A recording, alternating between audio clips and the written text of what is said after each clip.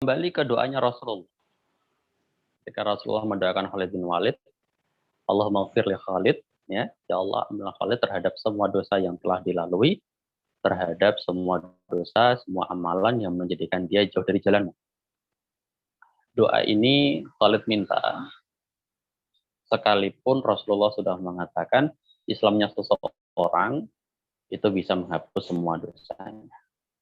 Pelajaran yang kita ambil adalah Khalid ini masih merasa tidak tenang, ya, terhadap dosanya, sekalipun sudah dijamin Rasulullah dosanya akan diampuni hanya dengan dia masuk Islam.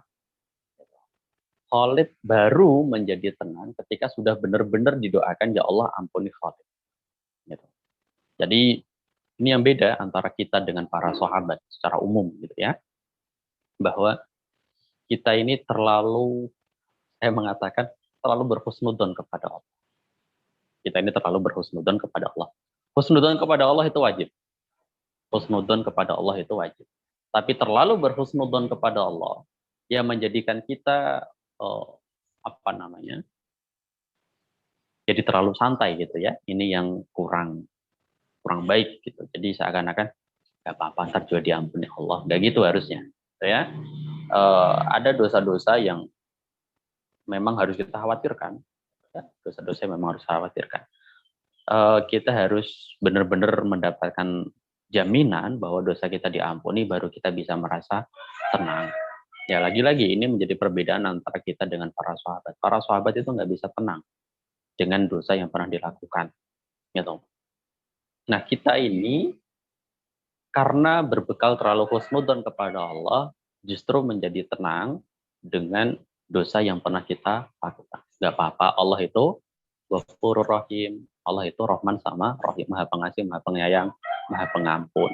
Nanti juga dosa kita diampuni oleh Allah. Iya betul, dosa kita diampuni kalau kita memang berhak untuk diampuni, kan? Tapi kalau seandainya kita tidak berhak untuk diampuni, ya kita tidak diampuni, gitu kan? Jangan menyepelekan dosa. Jangan menyepelekan dosa. Jangan menganggap dosa itu terlalu kecil. Gitu.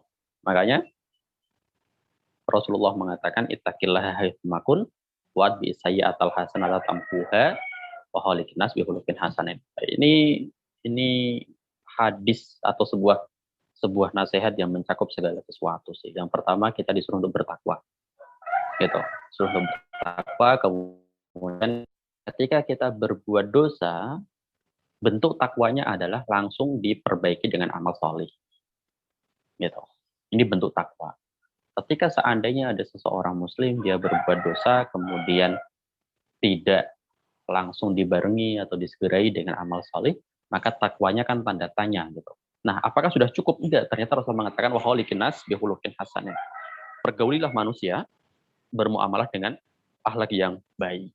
Gitu. Jadi, hanya karena berarti di hadis itu tadi, yang pertama menyebutkan takwa, yang kedua menyebutkan dosa, yang ketiga menyebutkan amal soleh, yang keempat menyebutkan berakhlak karimah. Nah, ternyata dalam satu hadis dosanya satu, penutupnya ada tiga, mukafirnya ada tiga, yaitu takwa, amal soleh, dan juga berakhlak yang karimah. Nah, ini bukti bahwa kita ini tidak diperbolehkan untuk remehkan dosa yang kita lakukan, sekalipun dosanya kecil, gitu ya. Jadi berhusnudzon kepada Allah itu wajib, tapi terlalu berhusnudzon yang mengakibatkan menyepelekan ya dosa-dosa tertentu itu menjadi bermasalah. Wallahu a'lam.